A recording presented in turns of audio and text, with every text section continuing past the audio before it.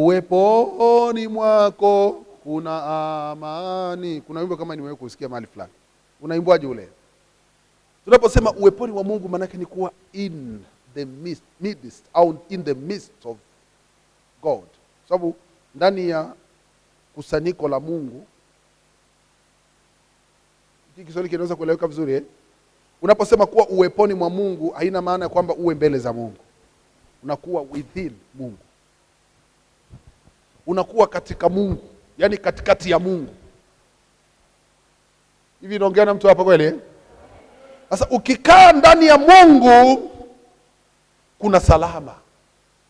Mungu ili akukaribie kiasi cha kukufanya ukae ndani ya uwepo wake, kwa namna unavyojua au kwa namna usivyojua,